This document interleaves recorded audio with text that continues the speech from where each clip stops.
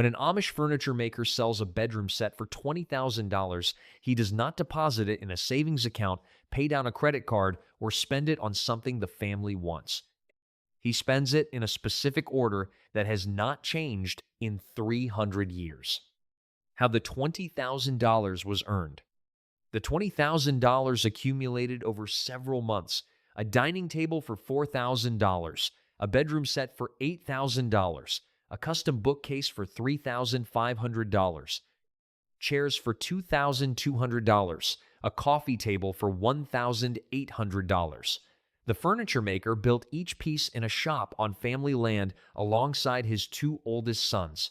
No employees, no payroll taxes, no commercial lease. The overhead is almost nothing beyond wood and hardware.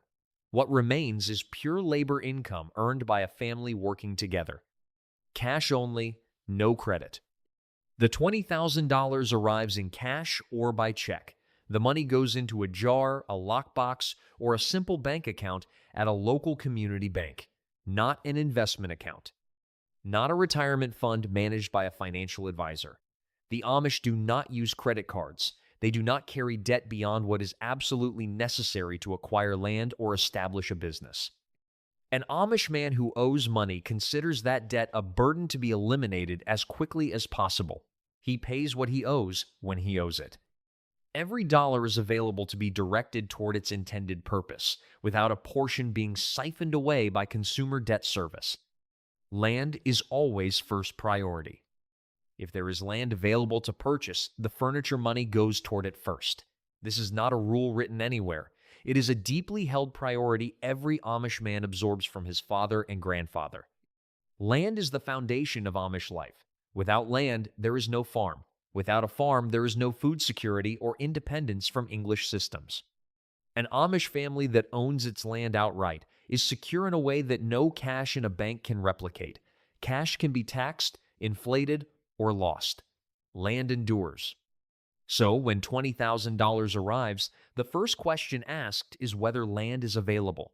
If it is, the money moves toward it immediately. Land first, everything else after.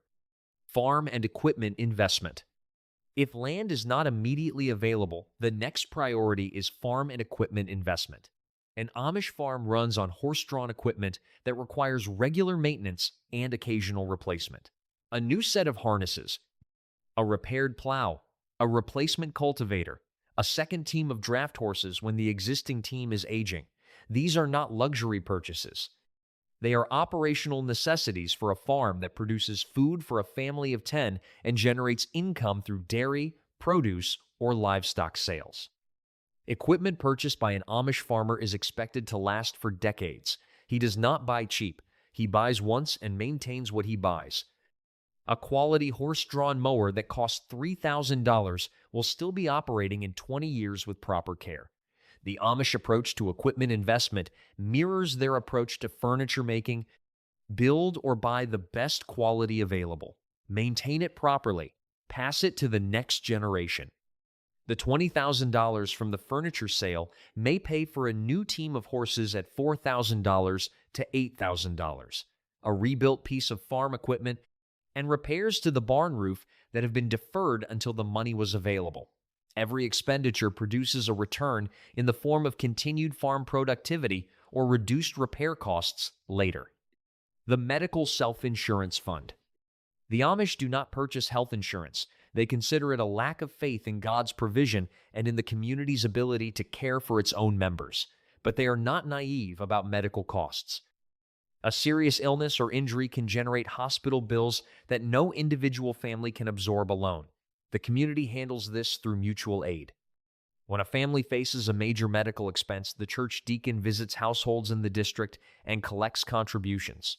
Community members give according to their ability. The bills are paid collectively, but the furniture maker also maintains a personal medical fund. A portion of every significant cash payment he receives is set aside in a dedicated account or a designated portion of his savings specifically for medical emergencies. This is not formalized or regulated. It is a personal discipline. He saves a portion because he knows that even with community support, a major medical event requires the family to contribute substantially toward its own care. The $20,000 furniture sale might direct $2,000 to $3,000 into this medical reserve. It sits untouched until it is needed. For most Amish families, it accumulates over years and is rarely fully depleted because the community covers the largest expenses collectively. Community giving obligation.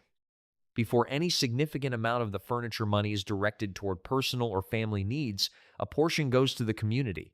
This is not tithing in the formal sense. The Amish do not operate a formal tithe system with percentages and records, but there is a deeply understood expectation that families who have done well contribute to those who have not. When the deacon visits to collect for a neighbor's medical bills, the furniture maker gives generously. When a community auction is held to raise money for a family whose barn burned, the furniture maker contributes goods and cash. When a young couple in the district is establishing their first household and needs help, the furniture maker is among those who provide it. This giving is not optional, and it is not anonymous. The community knows who gives and who does not. A family that hoards its resources during times of community need loses standing in ways that are quiet but real. The furniture maker gives because he believes in it and because he understands that the same community support will be available to his family when they need it. The $20,000 furniture payment might direct $1,000 to $2,000 toward community obligations in the weeks following the sale, depending on what needs currently exist in the district. Children's Future Fund. An Amish father's primary financial obligation to his children is establishing them in independent households when they marry. This means providing a son with land or helping him purchase it. It means providing a daughter with household goods and a financial contribution to her new home. In a family with 8 or 10 children, this obligation multiplied across every child represents the largest single financial commitment an Amish father makes in his lifetime. He begins preparing for it from the moment each child is born. A portion of every significant income event, including the furniture sale, goes into what amounts to a children's fund, not a formal investment account. A designated savings reserve that grows over the years until each child reaches marrying age. The $20,000 furniture payment might direct $3,000 to $4,000 into this reserve. Over a decade of similar sales and similar contributions, the fund grows to a size that allows the father to fulfill his obligation to each child as they marry. Amish children who grow up knowing their father is saving for their establishment have a financial foundation at the start of their adult lives that most English young people never receive. They begin marriage with land, household goods, and a community of neighbors who will help them build everything else. Church and school contribution. The Amish church has no paid clergy. The bishop, ministers, and deacon all hold regular jobs and receive no salary from the church, but the church community has expenses. The one-room schoolhouse that educates every child in the district must be built, maintained, and supplied. The teacher, who is typically a young Amish woman from the community, receives a modest salary funded by the families whose children she teaches. When the school needs a new roof or new desks or textbooks, the families contribute. The furniture maker's $20,000 sale arrives at a time when the school has identified a need for repairs. He contributes $500 toward the roof. He contributes supplies for the classroom. He does this without being asked because he knows the need exists and because his own children sit in that classroom. Church hosting expenses are also absorbed by families on a rotating basis. When it is the furniture maker's turn to host the Sunday service, his household feeds 100 people after the service. The food cost comes from family funds, including proceeds from furniture sales. These contributions are not tracked or recorded by anyone. They are given freely, and they are noticed by the community in the way that generosity is always noticed by people who depend on each other. What gets reinvested in the business? A portion of the furniture sale proceeds goes back into the shop that produced it. The furniture maker reinvests in tools, wood stock, and workshop improvements that increases capacity and quality. A new hand plane that costs $150. A better quality draw knife for shaping chair legs, 50 pounds of finishing wax, 200 board feet of cherry lumber for the next order, a workbench rebuild that has been needed for 2 years. These reinvestments are modest individually, but they compound over time. A shop that is consistently reinvested in produces better furniture faster than a shop that runs on aging equipment and depleted supplies. The Amish furniture maker does not reinvest to grow a business empire. He reinvests to maintain the quality that justifies the prices he charges and to ensure his sons are learning their trade on equipment that works properly. Some of the reinvestment is also in training. He takes on a new apprentice from the community, a teenage boy whose father has asked him to learn furniture making. The apprentice costs the shop labor time in the short term as he learns. But in 2 years, he will be a productive contributor. That investment in human capacity is as important as any tool purchase. The $20,000 furniture sale might direct $2,000 to $3,000 back into the shop, depending on what needs have accumulated since the last significant sale. What is never spent on? Understanding what the Amish never spend money on is as important as understanding what they do spend it on. No car payment.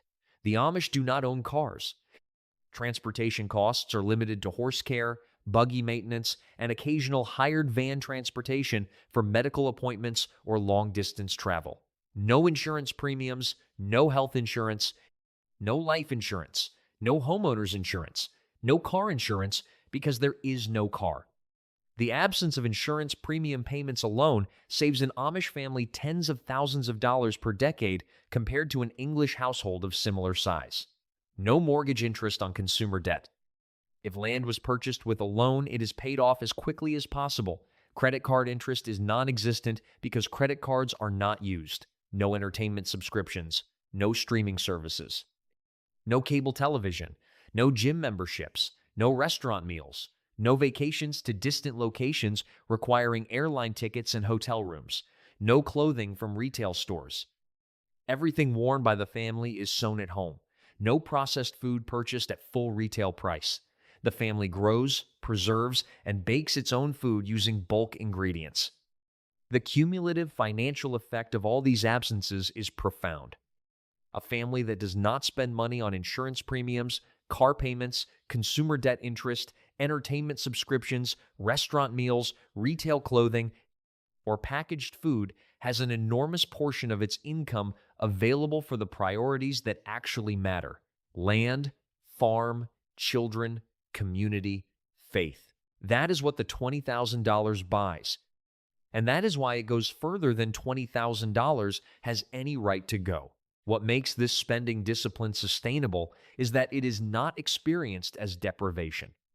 An Amish family does not feel poor because they have no streaming subscription or restaurant budget. They feel provided for because their cellar is full, their land is paid, their children are growing, and their community surrounds them with support that no insurance policy can replicate. The English family spending $20,000 on things that disappear leaves nothing behind. The Amish family spending the same amount on land, children, and community leaves everything behind. That is the difference, and it compounds every single year. What an Amish furniture maker does with $20,000 from a furniture sale follows a priority order that has not changed in 300 years. Land first if it is available. Farm and equipment investment second, a contribution to the medical self-insurance reserve, a portion to community giving for neighbors in need.